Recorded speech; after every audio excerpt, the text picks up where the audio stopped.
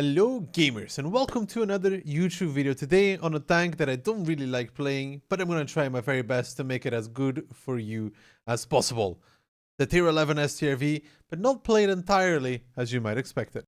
But the biggest difference I found between these two is, well, you can see here that that's 10 kilometers backwards and forwards in siege mode. However, the tier 10 STRV doesn't get any field mods that increase the reverse speed, while this tier 11 gets a +2 and -2 to the forward and backward speed. So you're going backwards quicker, you're going forward quicker. Of course, when you then combine this with a turbo and you already have more horsepower per ton, the tank itself will feel a lot more agile, and that was the main difference. Outside of that, you're not really getting too many differences in this. The alpha stays the same. The DPM stays roughly the same. It's only in pillbox mode that the DPM really kicks in.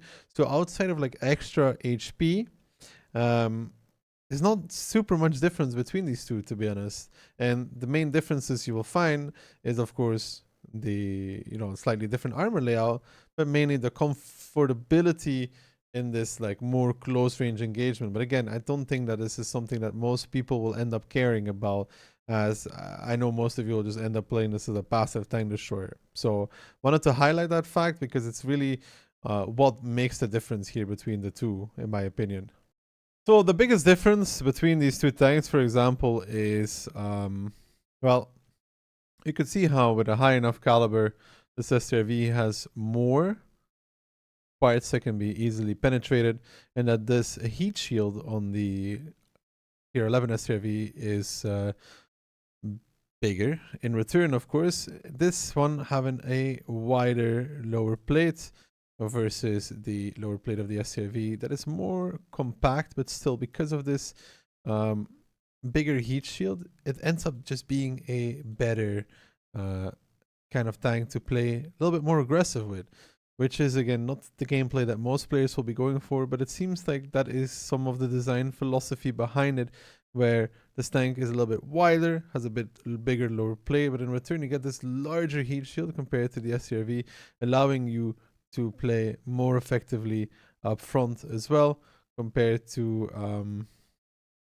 this STRV that just kind of struggles once it gets too close to the enemy. You can still play aggressive with it, but this one is more designed for it than actually the tier 10 STRV. In terms of armor, that's the biggest difference you can find and will see as well when you're playing against it. Of course, this bigger lower plate is annoying to deal with.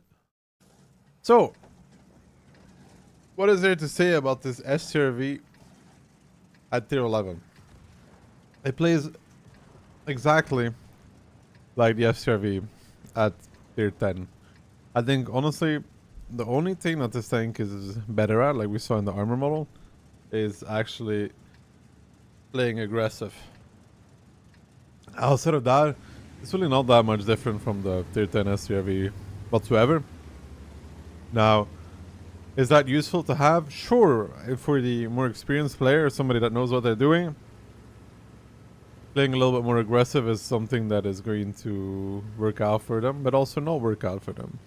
And hunting for their B plays, it took me quite a while to find some, games where the aggressive plays actually ended up working out for me. And even then, it's pretty tough, because you have to use that extended heat shield to your advantage, where you now have a much weaker lower plate. But we did get a Prokhorovka here, and it's actually a beautiful Prokhorovka for an STRV as well, because you can see that it's a Prokhorovka with tier 11s, of course, because I'm in a tier 11 myself. So I make a shot there and I switch to pillbox mode. I will lose out slightly on DPM there, simply because I'm reloading. But then afterwards, I give him a shot anyways, and this is a perfect battle for this tank, simply because of the fact that, well, there is no light tanks, so it's onto the bat shots mainly to be spotting here. This enemy 57 decides to take his life and throw it away, but we get a good shot against him, even a second one as well, so 1.6k damage, and you're going to be seeing some pretty good blind fire here as well. Slightly AFK, I think that was down to a member from chat asking something. It's always chat's fault. And then we start blinding here, because you can actually very easily hit the shots against those tanks there, especially those tall tanks. And this pillbox mode, which improves your accuracy and reload, in general, I haven't really found it to be too useful. It's only very, very rare that you get to use it, mainly because of, you know, like the 1 kilometer backwards and forwards. If you do end up getting spotted, it's awful. So we get some good shots there against the mouse, and get good shots out as well against those. You see, we're just lining it up here with our ruler on the minimap to get shots onto those tanks. Especially mouses are pretty straightforward to hit.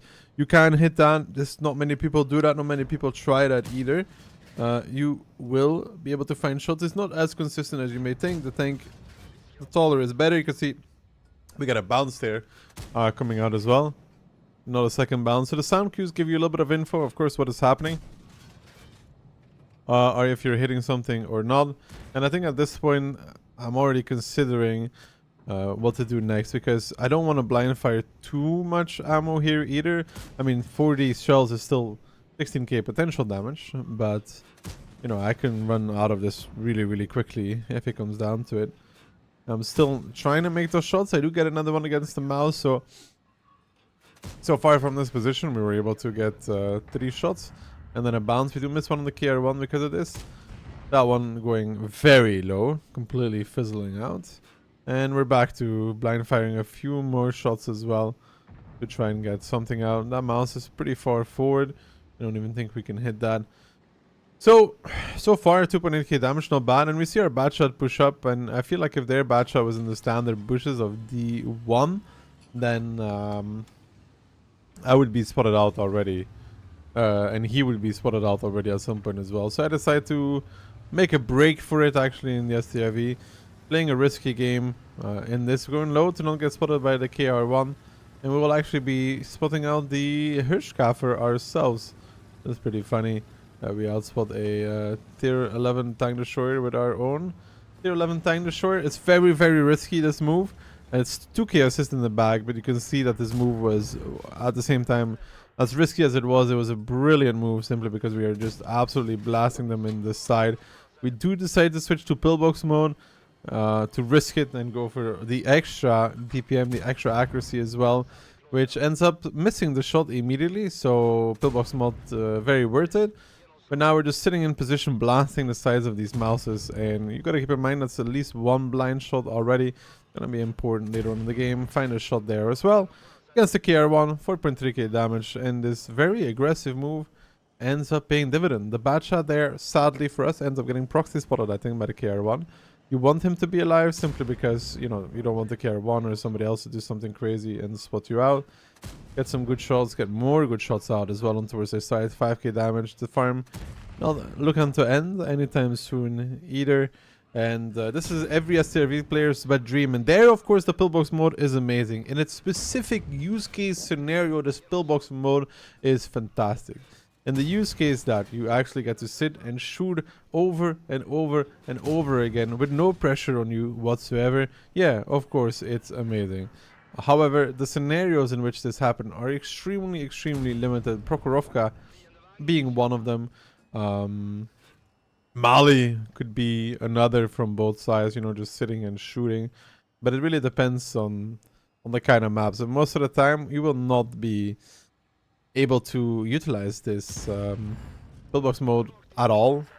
And it will honestly be more of a useless thing than something that can actually help you out. And now with both the mouses dead, I think we were wondering what to do next, because, you know, 7.3k damage. Would love to make this a 10k battle. The Batchet is spotting ahead. The I7s have readjusted into the 4-line dip where we can no longer shoot them. So that is another downside, of course. And we see our breaker to start pushing up as well. So all things to keep in mind at this point. The funny thing is, the good thing even, is that with this scoreline of us being up 6-2, the battle is still very slow. Nobody's really trying to pressure or trying to finish it. The I7 goes over. We give him a shot. We do get spotted out for that. So now you can see, you know, of course, the downside of pillbox mode as well. Very, very long siege mode. We actually switched into regular siege mode there instead of switching out of the pillbox altogether, as This tank has a very good base siege mode, like good forward speed, good backward speed, especially when it's boosted by a turbo, giving you a very potent normal siege mode, which is also why this tank is pretty good to play aggressive with, because it has that siege mode, which is better than the tier 10 STRV, to try and make those quick peaks, make a shot, and back out of position after that as well. So keeping these kind of things in mind, it is, of course, you know, not a bad tank. It's good at what it does, and what it does is play passively. If that's your kind of game style, then I'm guessing that you're gonna like playing a tank like this. For me, it's absolutely not my game style. This gorilla gets one shot by the FV. It's a bit sad that it goes 1800, but nonetheless, we have 8.1 with potential of 2-3 blind shots already.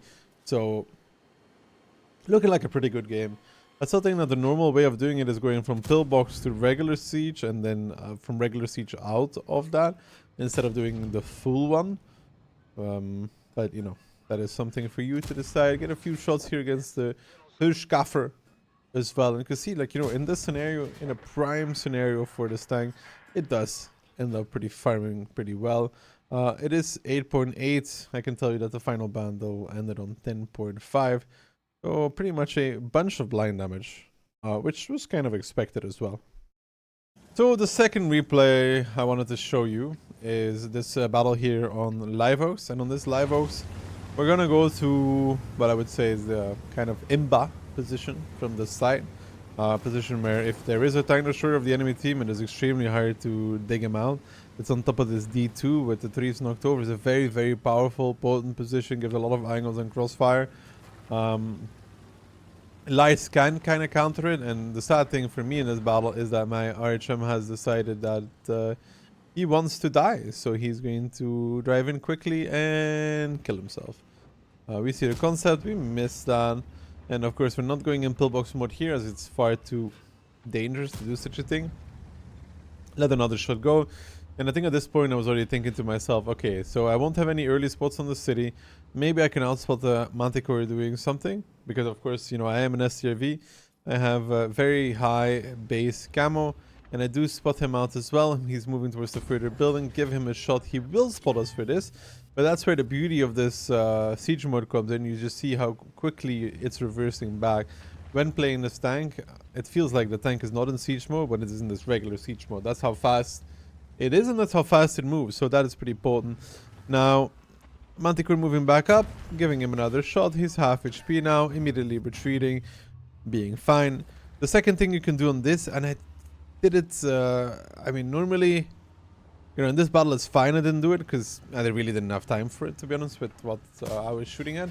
I was having shots or trying to outspot, is destroy these buildings right there, because that gives you a shot on the crossing of a 3. However, I don't have the view range myself to spot that, so you know, all I can do is try to blind it.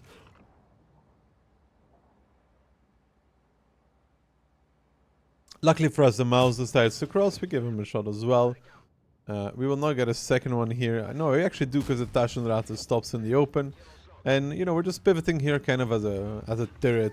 Not fully stationary, but still holding in a position. We know that the Manti could sneak behind us at some point. That's something we have to live with, you know, like at this point it's just about not overexposing and not peeking badly, and knowing that we might even be perma spotted because of the guy behind us. The Manticore can take the bushes in F2, F3, and F3 on the edge there and be unspotted. The good thing for us, however, in this game is that they're pushing down zero line, right? And with this zero line push, they are eliminating one angle of crossfire at some point. And are also exposing these guys in that C6 position where this concept is.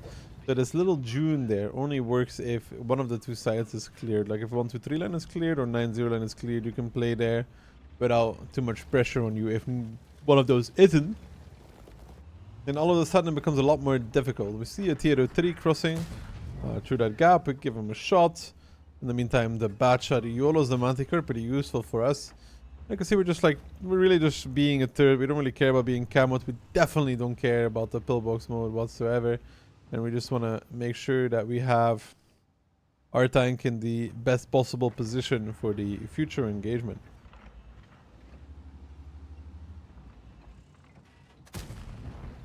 Now we see the Taschenrates in the mouse and the pressure up slowly as well. We have an E50M going under. And we wanted to move back into the trees here. This is actually a bad idea. You'll see pretty soon why that happens to be the case as well. So, you know, we're here back in our original position. Maybe we could have played this better in camo, but look at that Taschenrate and how far forward he's going and pushing out.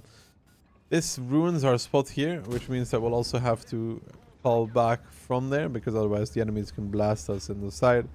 So we're gonna back off, and again, the best thing about this tank is the very quick and mobile siege mode, which you can use to get out of cover and go safe pretty quickly. And maybe I could have gone to pillbox mode here, but at the same time I want to make it as hard as possible for the Taschenrates to shoot at me, right? So, you know, but with this tank, with this APCR pen, we should be hitting most of our shots, especially on this kind of range. It should be the tank driving. The overplate is always a possibility. And the second Taschenrate, the platoon mate actually decided to push up as well. And here you can truly see the use case of this siege mode, moving backwards and forwards very, very, very quickly. Very annoying for the enemies to shoot at. Annoying to get a shot on this as well, especially when they're using heat and they're aiming at ridges. And the gun starts tripping out because of that, because it's trying to adjust for what's behind if you aim too high. And the Taschenrates are feeling the hurt as well, taking some shots. You see the tier 3, this is a terrible shot, honestly. This was actually very, very, very bad shot. Afterwards it gets better though, but that one itself was pretty bad low roll on top of it. We'll find the kill. And, you know, as a turret, as a, you know, tank in position to hold, it does its job, which is kind of what you would expect from this tank, which is kind of exactly what the Tier 10 STRV also ends up doing. This shot, I can tell you that it did pen. You know, even though Has probably won't believe that shot definitely did pen as well. See the Hirsch try to make a shot. And now it's 6-6, and it shows 10k HP remaining on both sides. But you have to remember that we do not see the 430U, we do not see the Bachelorardi, we do not see the E5, we do not see the 268. We don't know if they're actually full HP or not, if you're trying to base your decision making off of this. Two tanks in the city, we go for the mouse, we find the mouse as well. Good kills. It's just a concept and the Hirschgaffer, and I think pretty soon we decide.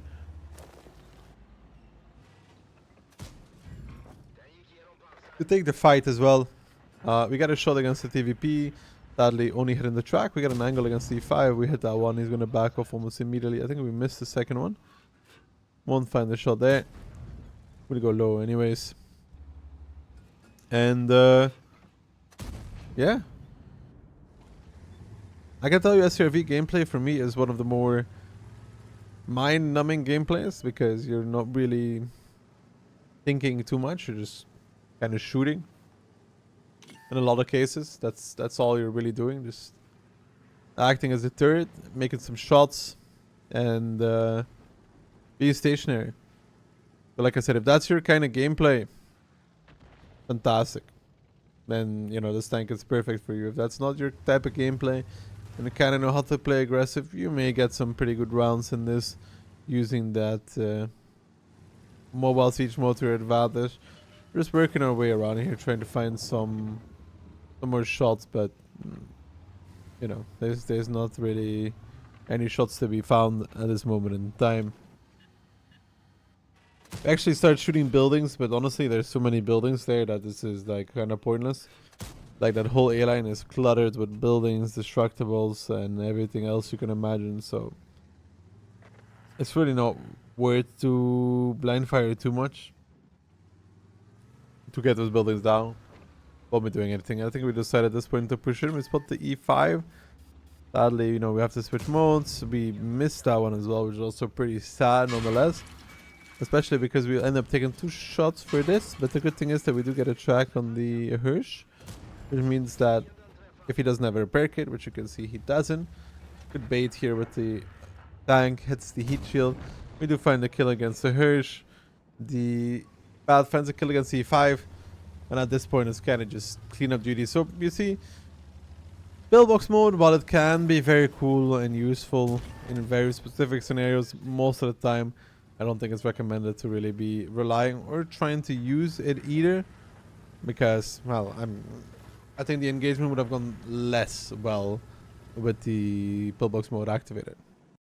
So the third replay that I wanted to show you, so we've had a pillbox mode, we've had a regular battle, and now it's time to really turn up the heat a little bit and take the tank towards the position that most of you normally do not end up seeing an STRV in very quickly. It's Ruinberg. So we have the option to play passive, but we also have the option to be a Sigma Skibidi. It is for 20 Gigachat, which is exactly what we're going to be doing.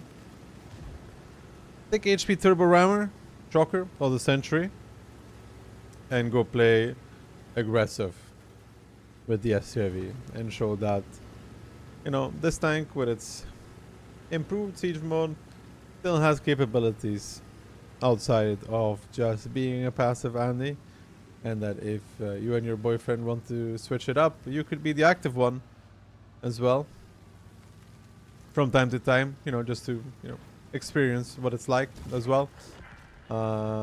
And we drive straight down zero line in toward this bat shot. We aim for the track. We get him as well out of the fade, and immediately we get clouded by Leo. And I think at this point we're already thinking like, this is going to be a bad one. We do find the bat shot, take another one for the Leo. Luckily enough, we have 2,250 HP. And we blast the Leo back out of position as well. We have a little bit of help from my teammates who are coming in clutch to give some side shots as well, especially on towards this hacker, who seems to be in a bit of a predicament. And a beautiful shot there on his lower plate as well. Hacker seems a little bit confused. We then take aim towards the Leo. We hit an absolute banger there as well. And now the 432 is staring this way. You can see 2.5k damage using that DPM in absolute perfect fashion. And now the 432, that tier 9.5 tank, stands no chance against the might of the tier 11 STRV. That is always going to still be a better tank than whatever pile of shit that he is playing, of course. As you could see in yesterday's video, if you haven't seen that one, do check it out. You can see the 432 being an absolute wonderful tank. But yeah, 4.3k damage on Ruinberg. This is damage you would have never gotten sitting in the back. Make that 4.7. Damage you would have never gotten, never seen even from all the way in the back. And applying against the STRV, that's 180. Now we know that the STRV is there, at least one of the two. The second one likely as well in that area. We're looking for the outline here against the hacker. We're not really finding it. STRV gets spotted out. We're going to be aiming for his cupola. We missed that one. In return, he gets blasted by something but really big alpha. So I think the DBV, they're giving him a shot. He turns his tank. So we got a shot on the side, and now it's onto the tier 11 STRV. We can, of course, pen this. He can pen it as well if he shoots back, but I think he even sees my lower plate, so he has a bit better of a shot. We're trying to get some shots here, but like already at this point, 5.5k damage on Ruinberg while playing aggressive is a phenomenal result, to be honest. Especially in a tank, you know, like this, that is not really designed entirely for the more proactive plays. But I think it's important to see that you can do more in your tank destroyer than just sit at the back and redline. That there are scenarios, maps, battles where you could be more helpful to yourself and to your team by deciding to take a more proactive approach in the battle itself by pushing up early. And yeah, sometimes it's not gonna work. Actually, most of the time it's not gonna work, but there's gonna be battles where you make a real difference for your team, resulting into an improvement into your win ratio. Because if you're the STRV in this battle and you're sitting back, you probably would have nothing at this point at all. So we find a few more shots against the 183 here as well, who's sitting out in the open. One more, and I think at this point we decide, well, he's gonna die before we reload. This of course happens to not be the case, as my teammates have a quick moment of Papega aim. And you know, it's 11-1 though, it's a very quick Ruinberg. We're still trying to get a few more shots out, but with the blind it's 7.2 already. So, you know, for an aggressive gameplay scenario on a map that really doesn't favor it, it's very good. The shot there eating the dirt, so we can say that it should have been 8k. Instead, it's going to be 7.5k though. As the last two teammates are, enemies are getting cleaned up by my teammates. Won't find a shot there. And in a 4 minutes and 30-second battle, I think we put down a pretty confident result in this tier 11 STRV. As always, gamers, I hope you guys enjoyed this video. I will see you guys all in the very next one. Thank you for watching. Peace.